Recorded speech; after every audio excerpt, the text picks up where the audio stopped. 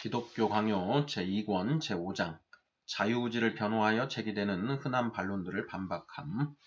6절에서 11절 성경의 해석에 근거한 반론들에 대한 답변. 6절 율법이 인간의 능력에 맞게 주어졌다는 논지에 대한 반박. 우리의 반대자들은 성경 구절들을 증거로 열거하느라 굉장히 애를 쓴다.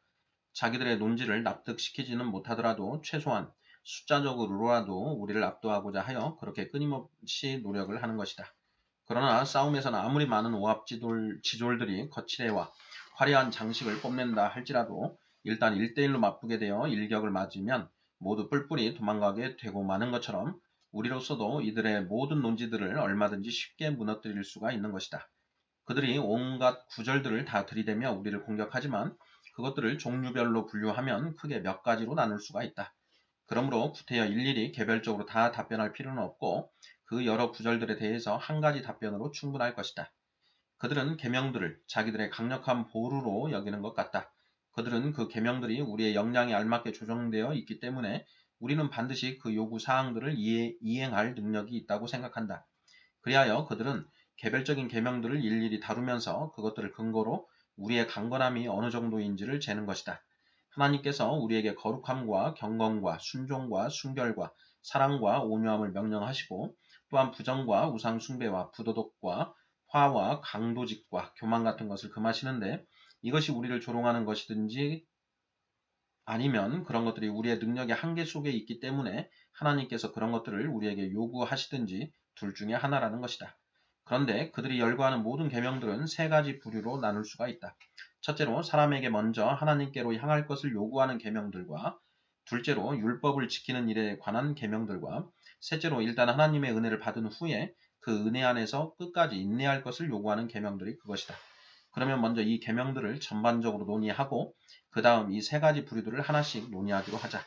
사람의 능력을 하나님의 율법의 계명들로서 재는 습관이 오래전에 일반화되었고 사람들은 이것을 마치 진리인 것처럼 여기게 되었다. 그러나 그런 습관은 율법에 대한 지독한 무지에서 생겨난 것이다.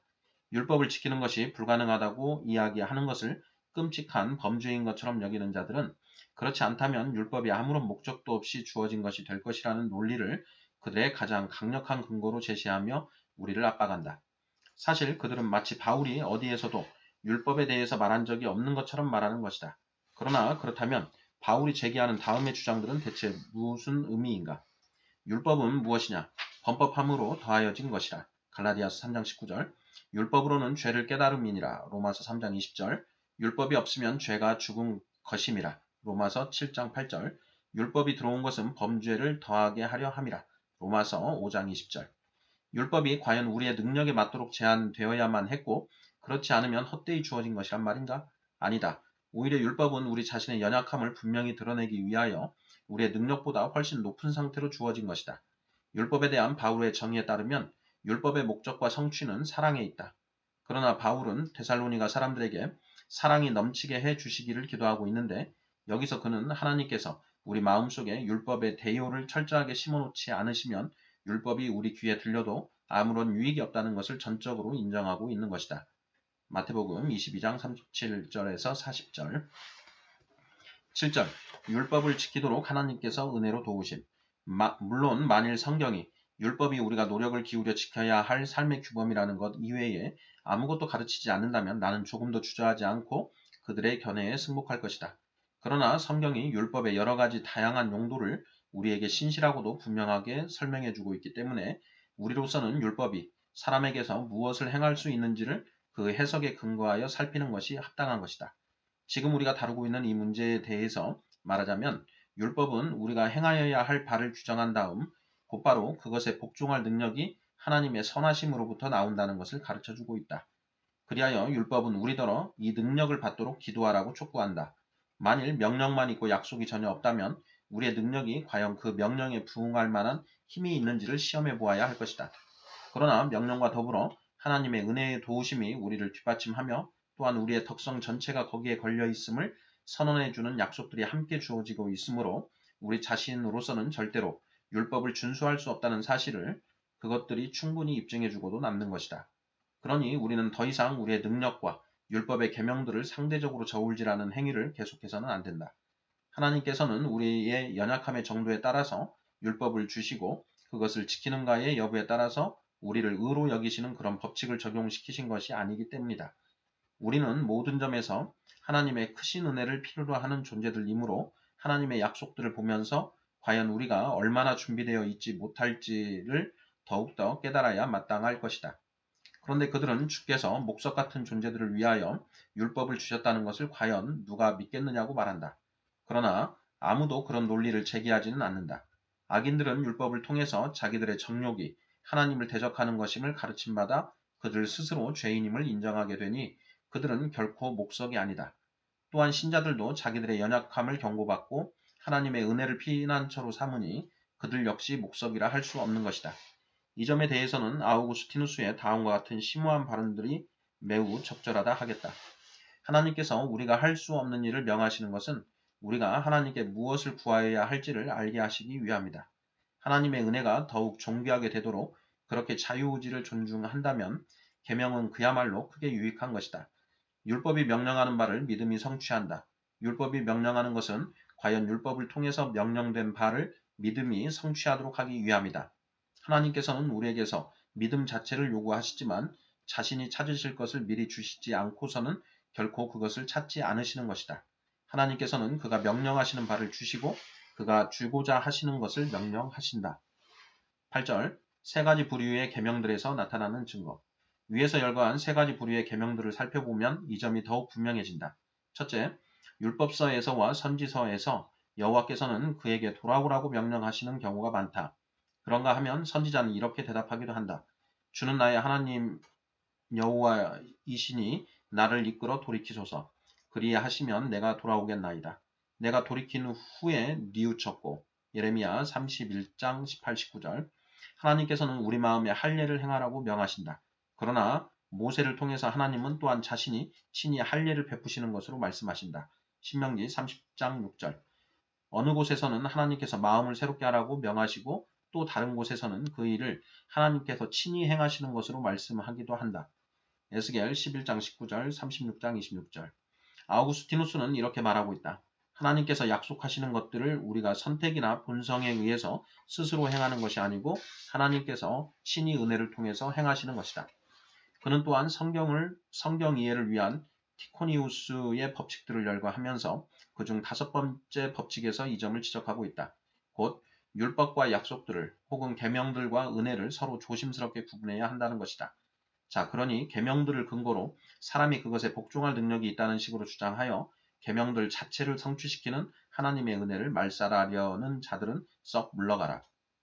둘째, 두 번째 부류의 계명들은 단순한 것들이다. 하나님을 공경하라, 그의 뜻을 섬기고 그것을 붙잡으라, 그의 명령들을 준행하라, 그의 가르침을 따르라는 등의 계명들이 그것이다.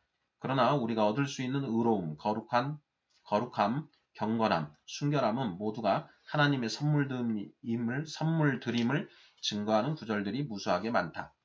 셋째, 바울과 바나바가 신자들에게 준 권면, 누가가 보도하는 바 항상 하나님의 은혜 가운데 있으라는 권면이 세 번째 부류의 계명에 속한다. 그러나 바울은 다른 곳에서 그런 시종, 변함없는 덕의 근원이 어디에 있는가를 가르쳐준다. 곧 너희가 주 안에서 강건하여지라. 에베소서 6장 10절 다른 곳에서 그는 하나님의 성령을 근심하게 하지 말라. 그 안에서 너희가 구원의 날까지 인치심을 받았느니라고 명령한다. 에베소서 4장 30절 그런데 사람들이 거기에 요구하는 바를 지킬 수가 없기 때문에 바울은 데살로니가 사람들을 위하여 하나님께 이렇게 기도한다. 너희를 그 부르심에 합당한 자로 여기시고 모든 선을 기뻐함과 믿음의 역사를 능력으로 이루게 하시고 데살로니가 후서 1장 11절 이와 마찬가지로 바울은 고린도 후서에서 구제를 위한 헌금의 문제를 다루는 가운데 그들의 선하고 경건한 뜻을 높이 칭송하기도 한다. 고린도 후서 8장 11절 그러나 잠시 후에 가서는 하나님께서 너희를 위하여 같은 간절함을 디도의 마음에도 주셨음을 감사하고 있다. 고린도 후서 8장 16절 하나님의 감동하심이 없었다면 심지어 디도가 입을 열어 다른 사람들을 권면할 수조차 없었다면 하물며 다른 사람들이야 어떠했겠는가? 하나님께서 그들의 마음을 움직이지 않으셨다면 그들 역시 그렇게 행동하지 않았을 것이 아닌가? 9절 회심에 이르는 하나님과 사람의 합작이 아님 우리의 반대자들 가운데 좀 더 예리한 자들은 이 모든 증언들에 대해서 트집을 잡는다. 하나님께서 우리의 부족한 점들을 채우신다 하더라도 우리가 우리 몫을 하는데 방해받을 것이 하나도 없다고 주장하는 것이다. 그들은 또한 선지자들의 글들을 예컨대 너희는 내게로 돌아오라. 그리하면 내가 너희에게로 돌아가리라. 스가랴 1장 3절 등을 인용하면서 마치 우리의 회심이 하나님과 사람의 합작으로 이루어지는 것처럼 떠든다. 주께서 우리에게 베푸시는 도우심이 어떤 것인지에 대해서는 이미 논의하였으므로 다시 이를 반복할 필요가 없다. 나로서는 최소한 한 가지만이라도 인정하기를 바라는 마음이다. 그것은 곧 하나님께서 우리에게 율법에 복종할 것을 요구하신다고 해서 그 때문에 율법을 지킬 능력이 우리에게 있는 것처럼 여기는 것은 전적으로 어리석은 생각이라는 것이다. 하나님의 모든 계명들을 지키기 위해서는 그 율법을 주신 하나님의 은혜가 반드시 있어야 하며 또한 그 은혜가 우리에게 약속되어 있다는 것이 분명하기 때문이다. 그러므로 최소한 우리가 행할 수 있는 한계를 훨씬 뛰어넘는 것을 율법이 요구한다는 것이 분명하다. 또한 예레미야의 말씀도 트집을 잡아서 무너뜨릴 수 있는 것이 아니다. 곧 하나님께서 옛 백성과 맺으신 언약은 문자에만 속하는 것이기 때문에 효력이 없고 더 나아가서 하나님의 영이 개입하셔서 순종하고자 하는 마음을 불러일으키실 때에 비로소 언약이 성립된다는 말씀 말이다. 예레미야 31장 32, 33절. 또한 너희는 내게로 돌아오라. 그리하면 내가 너희에게로 돌아가리라. 는 말씀도 스가랴 1장 3절 그들의 오류를 뒷받침해 주는 것이 결코 아니다.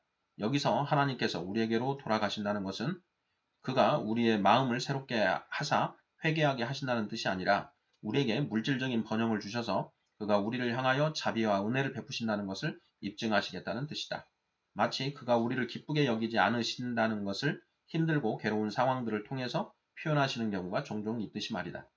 그러므로 사람들이 온갖 재난과 비참한 상황에서 괴로움을 당하면서 하나님께서 자기들에게로 돌이키셨다고 탄식할 때에 하나님께서는 의의 정형이신 하나님 자신에게로 돌아오고 올바른 삶을 회복하면 긍휼하심을 베푸실 것이라고 그들에게 응답하시는 것이다.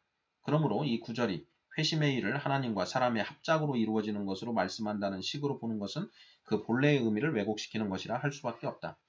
여기서는 이 문제에 대해서 간단히 논하는 것으로 그쳤다. 율법에 대한 논의에서 이 문제를 충실하게 다루는 것이 합당하기 때문이다. 10절 성경의 약속들을 근거로 한 그릇된 반론에 대한 반박. 두 번째 부류의 반론은 첫 번째 것과 밀접하게 관련되어 있다. 그들은 여호와께서 우리의 의지와 언약을 맺으시겠다고 하신 약속들을 인용한다. 예를 들면 이런 말씀들이다. 너희는 살려면 선을 구하고 악을 구하지 말지어다. 아모스 5장 14절. 너희가 즐겨 순종하면 땅의 아름다운 소산을 먹을 것이요 너희가 거절하여 배반하면 칼에 삼켜지리라. 여호와의 입의 말씀이니라. 이사야 1장 19, 20절. 내가 만일 나의 목전에서 가증한 것을 버리면 내가 흔들리지 아니하리라. 예레미야 4장 1절. 내가 내 하나님 여호와의 말씀을 삼가 듣고 그의 모든 명령을 지켜 행하면 내 하나님 여호와께서는 너를 세계 모든 민족 위에 뛰어나게 하실 것이라. 신명기 28장 1절. 그리고 그 이외에도 여러 구절들을 인용한다. 레위기 26장 3절 이하. 그들은 만일 그 약속들 속에 제시된 축복들을 얻거나 혹은 거부하는 것이 우리의 능력으로 되는 것이 아니라면 주께서 우리의 의지를 향하여 제시하신 그 약속들은 모순이요 우리를 조롱하는 것이 된다고 생각한다. 그러니 다음과 같은 식으로 불평의 말을 줄줄 쏟아내기가 너무나도 쉬운 일이다. 우리의 의지 자체를 우리가 마음대로 하지 못한다면 주의 자비하심이 우리의 의지에 달려 있다고 하시는 주의 말씀은 우리를 잔인하게 속이는 것일 수밖에 없다. 하나님께서 우리에게 그의 축복들을 드러내 보이시는데도 그것들을 누릴 능력이 우리에게 없다면 그런 하나님의 자비야말로 정말 이상한 것이 아니겠는가. 스스로 성취되지 않도록 막기 위해서 불가능한 것들을 조건으로 삼으니 그 약속들의 확실함이란 얼마나 괴이한가. 조건이 붙어있는 약속들에 대해서는 후에 상세하게 논의할 것인데 그 조건들을 지키기가 불가능하다는 것이 결코 모순이 아니라는 사실이 거기서 분명해질 것이다. 이 점에 대해서는 하나님께서 우리가 철저히 무능력하다는 것을 아시면서도 우리더러 그의 축복들을 받을 만한 공로를 세우라고 초청하신다 할지라도 그것이 결코 우리를 잔인하게 속이는 것이 아니라는 점을 분명히 밝혀둔다. 약속들은 신자들과 불신자들에게 똑같이 제시되는 것이므로 그 두 부류의 사람들에게 각기 특별한 용도가 있는 것이다. 하나님께서는 계명들을 통해서 불경건한 자들의 양심을 찌르셔서 그들로 하여금 하나님의 심판을 망각한 채 죄 가운데서 마음대로 편안하게 지내지 못하도록 하시듯이 그는 또한 약속들을 통해서 그들이 하나님의 자비하심을 받기에 얼마나 무가치한 존재들인가를 스스로 알도록 그들을 부르시는 것이다. 주께서 그를 존귀히 여기는 자들을 복주시고 그의 위엄을 업신여기는 자들을 엄중히 처벌하시는 것이 지극히 공평하며 적절한 처사라는 것을 과연 누가 부인하겠는가? 그러므로 하나님께서 죄에 매여 있는 불경건한 자들을 위하여 그의 약속들 속에 한 가지 법을, 곧 그들이 악에서 떠나야만 비로소 그가 주시는 복을 받으리라는 법을 제시해 놓으신 것은 지극히 합당하고 당연한 처사인 것이다. 사실 그들이 하나님을 참되게 예배하는 자들이 받을 그 복들이 자기들에게 해당되지 않는 것이 정당하다는 사실을 이로써 이해하게만 되어도 이 법의 목적은 충분히 달성되고도 남는 것이다. 그러나 신자들의 경우에는 하나님께서 그들로 하여금 하나님의 은혜를 사모하도록 온갖 방법으로 그들을 감동시키심으로 그가 그의 계명들을 통해서 이미 그들을 위하여 이루신 그 일을 또한 그의 약속들을 통해서도 이루시려 하신다는 것이 결코 모순된 것이 아닐 것이다. 하나님께서 그의 계명들을 통해서 그의 뜻에 관하여 우리를 가르치실 때에 우리는 우리의 비참함을 알게 되고 우리가 얼마나 철저하게 하나님의 뜻과 이반된 상태에 있는지를 깨닫게 된다. 그러나 그때에 하나님께서는 우리를 감동시키사 그의 성령께서 우리를 올바른 길로 인도해 주시기를 간구하도록 만드시는 것이다. 그러나 우리가 게을러서 계명들만으로는 충분히 각성하지 못하므로 약속들을 더하셔서 우리로 하여금 그 아름다운 것들을 사모하여 계명들을 사랑하도록 이끄시는 것이다. 의를 향한 사모함이 클수록 하나님의 은혜를 더욱더 열심히 구하게 되는 것이다. 그렇기 때문에 비록 주께서 내가 원한다면 혹은 내가 내 말을 듣는다면 이라는 식의 호소를 하신다 할지라도 주께서 결코 우리에게 의지가 있다거나 말씀을 들을 능력이 있는 것으로 보시는 것도 아니고 그렇다고 해서 우리의 무기력함을 조롱하시는 것도 아닌 것이다. 11절 성경의 책망들을 근거로 한 반론에 대한 반박. 그들이 제시하는 세 번째 부류의 반론은 앞에 두 가지들과 매우 흡사하다. 곧 하나님께서 배은망덕한 그의 백성들을 책망하시면서 그들이 하나님의 긍휼하심에서 나오는 모든 선한 것들을 받지 못하는 것이 그들 자신의 잘못이라고 말씀하시는 구절들을 제시하는 것이다. 그들은 다음과 같은 구절들을 인용하고 있다. 아말렉인과 가나안인이 너희 앞에 있으니 너희가 그 칼에 망하리라. 너희가 여호와를 배반하였으니 여호와께서 너희와 함께하지 아니하시리라. 민수기 14장 43절. 내가 너희를 불러도 대답하지 아니하였느니라. 그러므로 내가 실로에 행함같이 이곳에 행하겠고. 예레미야 7장 13, 14절. 너희는 너희 하나님 여호와의 목소리를 순종하지 아니하고 교훈을 받지 아니하는 민족이라. 여호와께서 그 노하신 바 이 세대를 끊어버리셨음이라. 예레미야 7장 28, 29절. 보라, 내가 모든 재앙을 내리리니 이는 그들의 목을 곧게 하여 내 말을 듣지 아니함이라. 예레미야 19장 15절. 그들의 반론은 다음과 같이 대답할 사람들에게 어떻게 그런 책망들을 할 수 있겠느냐는 것이다. 우리는 번영을 바랐고 역경을 두려워했다. 우리가 주님께 순종하지 못했고 주의 목소리를 듣지 않았다면 그것은 번영을 얻고 환난을 피하기 위한 것이었다. 이런 일이 일어난 것을 우리가 죄의 권세에 사로잡힌 상태에서 해방되지 못했기 때문이다. 그러니 우리의 능력으로 도저히 어찌할 수 없어서 악을 행한 것이니 그것에 대해서 우리를 책망하시는 것은 합당치 않은 처사다. 어쩔 수 없었다는 것을 구실로 대는 무익하고 헛된 변명에 대해서는 굳이 거론하지 않더라도 나는 과연 그들이 자기들의 과오에 대해서 변명을 할 수 있는가를 묻고 싶다. 그들에게 조금이라도 잘못이 있는 것이 확실하다면 그들이 부패하여 그의 자비로우신 은혜를 느끼지 못하는 것에 대해서 주께서 그들을 책망하시는 것은 당연한 일이다. 그러니 그들의 완악함의 원인이 바로 그들 자신의 사악한 의지에 있다는 것을 과연 부인할 수 있는지 대답해보라. 악의 근원이 그들 자신에게 있다면 그들을 멸망의 상태에 빠뜨린 장본인이 바로 자기들 자신인데 어째서 그 멸망의 원인을 바깥에서 찾으려 애를 쓴단 말인가. 만일 죄인들이 자기들의 과오로 인하여 하나님의 축복을 빼앗기고 형벌을 받는 상태에 있다는 것이 사실이라면 그들로서는 하나님의 입에서 나오는 이런 책망들을 받아야 마땅한 충분한 이유가 있는 것이다. 그들이 만일 완악하게도 악을 계속 행한다면 재난을 당할 때에 하나님께서 부당하게 잔인하게 대하신다고 비난할 것이 아니라 자기 자신들의 무가치함을 정죄하고 혐오하기를 배워야 할 것이며 만일 그들이 가르침을 받을 수 있는 상태를 완전히 버리지 않았다면 그리고 자기들의 죄들에 대해서 진저리가 난다면 자기들 자신이 비참하고 버림받은 상태에 있다는 것을 깨달아서 올바른 길로 돌아와 여호와께서 그들을 책망하시는 바로 그것들이 자기들에게 있음을 진지하게 고백하고 인정해야 마땅할 것이다. 선지자들의 책망들이 경건한 자들에게서 어떤 용도로 사용되는가 하는 것은 다니엘서 9장에 나타나 있는 다니엘의 위대한 기도에서 분명히 나타난다. 다니엘 9장 4절에서 19절. 그 첫 번째 용도의 한 가지 실례를 유대인들에게서 보게 되는데 하나님께서는 그들의 비참한 처지의 원인을 설명해 주라고 예레미야에게 명령하셨다. 그러나 여호와께서 미리 예고하신 것과 동일한 결과가 일어났다. 내가 그들에게 이 모든 일을 할지라도 그들이 너에게 순종하지 아니할 것이요 내가 그들을 불러도 그들이 내게 대답하지 아니하리니. 예레미야 7장 27절.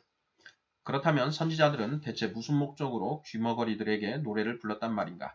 그것은 비록 그들의 뜻에는 거슬린다 할지라도 그들이 듣는 그 말씀이 참이라는 것을 그들로 하여금 깨닫도록 하기 위함이었다.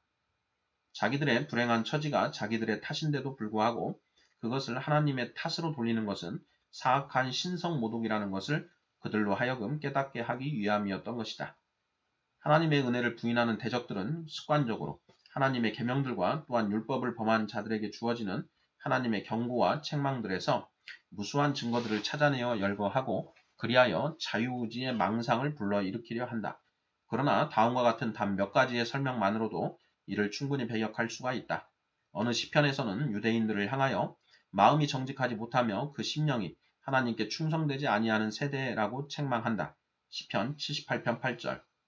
또 다른 시편에서는 선지자가 당시의 사람들에게 너희 마음을 완악하게 하지 말라고 강력히 권고하기도 한다. 시편 95편 8절. 이것은 모두 완악한 마음의 원인이 사람의 악함에 있기 때문이다.